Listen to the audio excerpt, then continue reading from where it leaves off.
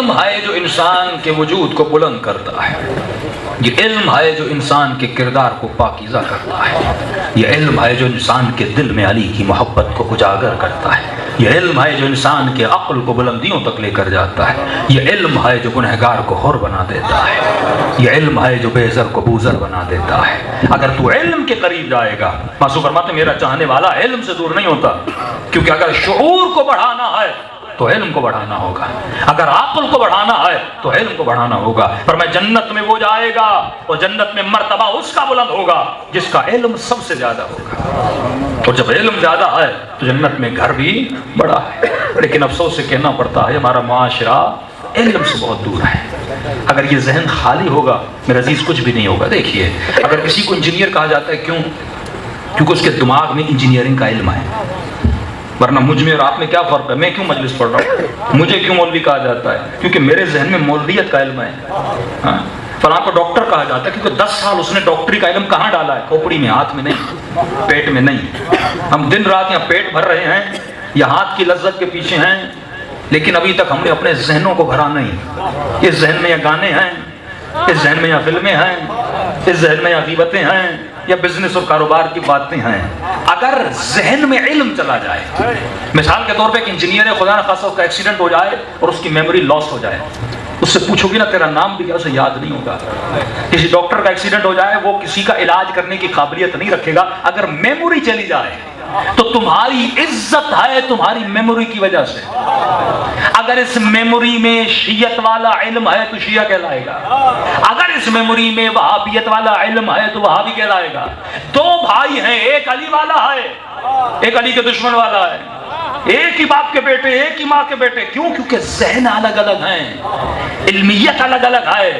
اب سوچو اگر کسی کو حسین جیسا بننا ہے، مثلی لا یبایع مثل یزید، اگر کسی کو مثل حسین بننا ہے، اگر کسی کو مثل ابو ذر بننا ہے تو کیا کرنا ہوگا؟ اس ذہن میں حسین کا علم ڈالنا ہوگا۔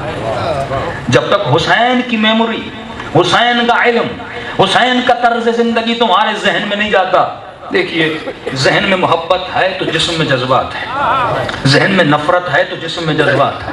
میں ذہن آرڈر دے گا تو ہاتھ اوپر جائے گا، محبت ہوگی تو ماتم کروں گا، محبت ہوگی تو آنکھوں سے آنسو بہیں گے۔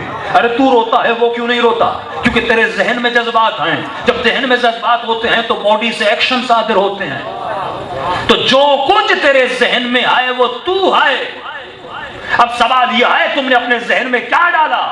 اگر تم نے ذہن میں علی کی نہج البلاغہ ڈالی تو سلمان بن سکتا ہے، اگر ذہن میں حسین کے فرامین ڈالے تو حسینی بن سکتا ہے، اگر ذہن میں تم نے شیطان کو ڈالا تو شیطان ہے، اگر ذہن میں تم نے یزید کو ڈالا تو یزید ہے۔ سوال یہ آج تیرے ذہن میں ہے کیا؟ اسی امام فرماتے میرا چاہنے والا اطلب العلم من المہد الی اللحد، اے انسان ماں کے گہوارے سے لے کر علم حاصل کر، قبر کے کونے تک۔ چھٹے امام مجلس پڑھنے گئے، منبر پر بیٹھے، امام جعفر صادق علیہ السلام مجمع انتظار میں کہ چھٹے امام کچھ پڑھیں گے۔ امام نے فرمایا آج میں کچھ نہیں پڑھوں گا، کہ اتنے سالوں سے پڑھ رہا ہوں، آج تم بتاؤ تم نے مجھ سے کیا سیکھا۔ ایک خطیب روز پڑھنے آئے اور آپ سنتے جائیں اور کچھ سیکھیں ہی نہ اور دیگیں چاٹ کے چلے جائیں۔ بھائی دماغ چاٹو، دیکھ کیا ہوتی ہے، اس کو مضبوط کرو۔ جتنی مادی چیزیں کھاؤ گے نجاست بن کے نکل جائیں گی، لیکن جب علم کھاؤ گے تو یہاں بھی نور ہے تو مرنے کے بعد بھی نور ہے۔ اصل یہ ہے، اس کو بناؤ۔ ذہن اس لیے نہیں ہوٹلوں پہ بیٹھ کے چائے پہ چائے پیتے رہو، پان پہ پان کھاتے رہو، نہیں۔ مومن دن میں کتنے سگریٹ پیے گا؟ اگر 10 سگریٹ پیتے ہو تو 10 صفحہ نہج البلاغہ بھی پڑھو،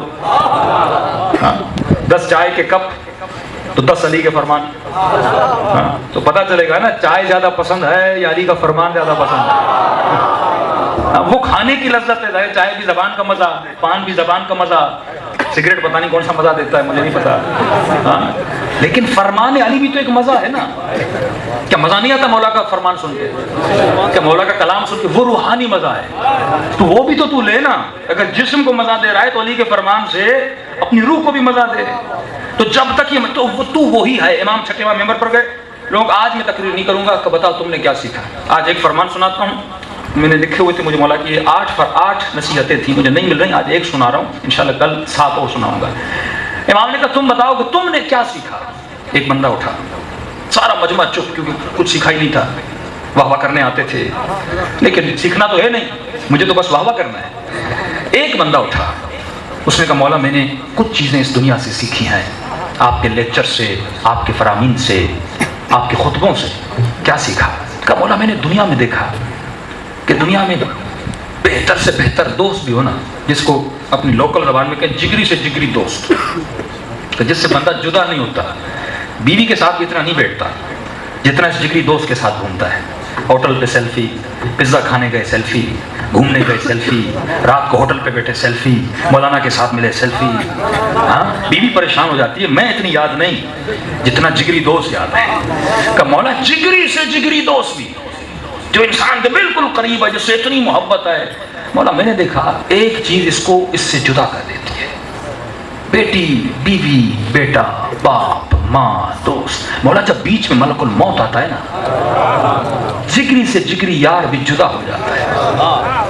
کہ مولا میں نے ایک چیز سیکھی کہ دنیا میں کوئی ایسا ساتھی نہیں جو ہمیشہ ساتھ رہے.